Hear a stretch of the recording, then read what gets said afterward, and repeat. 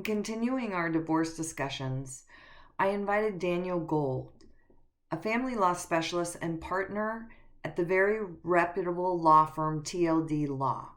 Daniel is a very experienced litigator and is listed as one of the top super lawyers in Southern California, as well as being on the list of top 100 family lawyers in Southern California.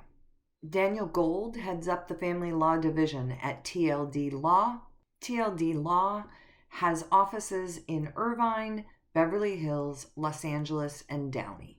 In this discussion, I asked Dan to do two things. One, describe the steps that one might expect to follow when they choose to hire the more traditional style litigation attorney to represent them for their divorce. And two, when might discussions with the other side begin during this type of divorce process?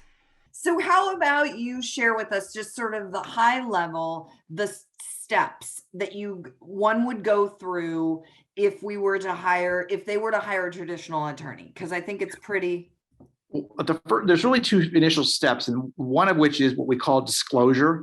Okay. And that's a process where the spouses, as fiduciaries, and that means they have a duty to stand in the shoes of the other spouse and provide information. They have a mandatory duty to do that at the outset of any divorce. That means sharing their idea of what assets there are, what debts there are, what's owned, if you will, and what's owed. That's the starting point. Also sharing income and expense information. What does it take to live? What do I earn every month?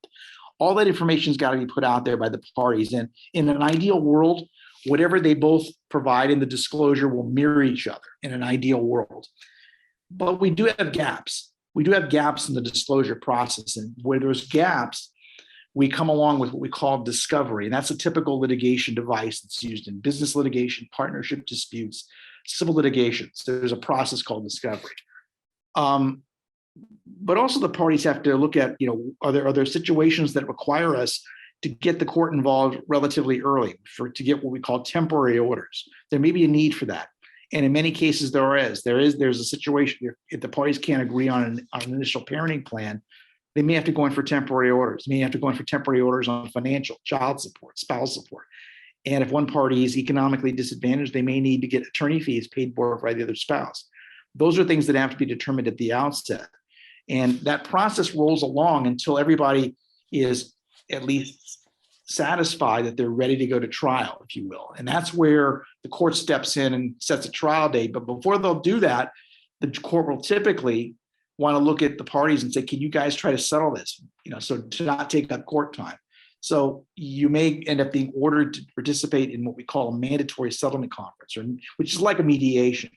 And in most instances, LA County, for example, you have a settlement judge who basically is not your trial judge, but a judge who has sat in a family law court and made rulings, who helps the parties get to a resolution. So sort of like a mediator, but not.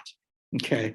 So that's kind of the process. That's about a 2-second or 2-minute gloss over of most of what happens in a family law case, but a divorce case anyway. And there's a lot of little paths and forks in the road during that time that people take because issues come up. But that's the basic overview of how things happen. So on some level, it's pretty simple, but there's a lot of paperwork. And I think that's where people get bogged down.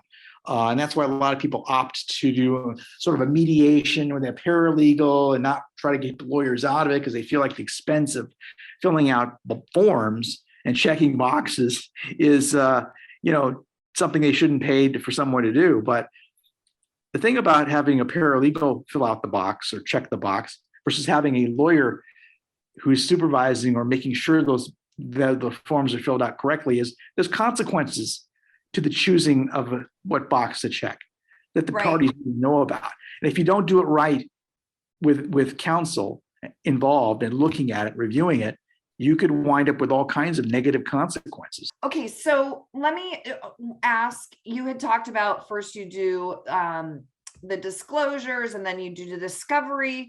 When do you start trying to find where you might find agreement outside of the court?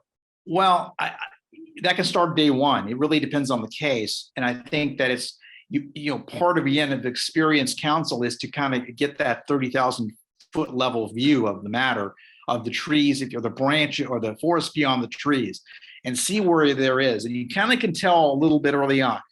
Is it going to be characterization of the house? Is it going to be the kid?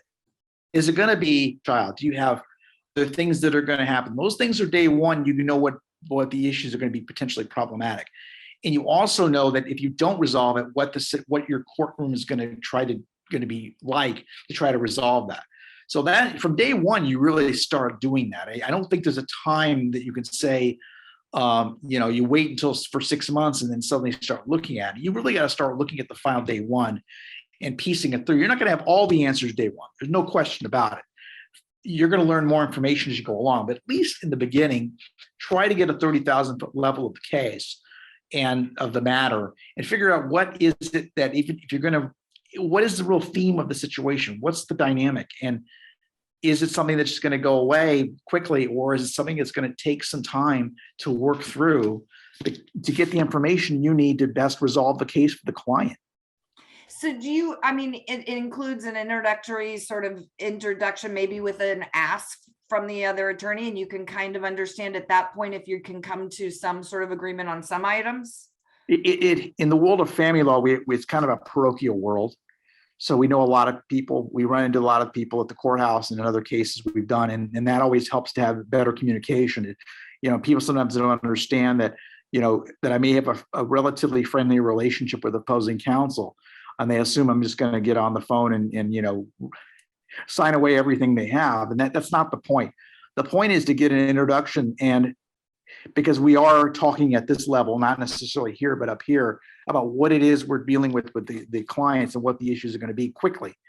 So we're not sitting there, trying to figure each other out. If I know opposing counsel, it's going to be a lot better to getting that matter moved along. I don't care how, it doesn't, like, we're not best friends. It's just, we know we have professional respect for each other and understand that our client's best interest is at stake.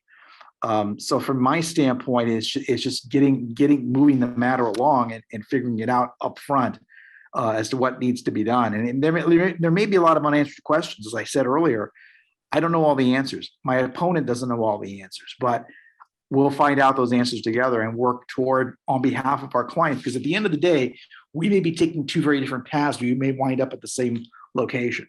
And that's really the ideal situation. As you can see by today's discussion, not only is Dan a fabulous litigator, he is also very approachable, personable, and resolution focused. I want to thank Dan for having this divorce discussion with me today. For anyone interested to learn more about Daniel Gold and the family law practice at TLD Law, please reach out to me and I will make sure to put you in contact with his offices.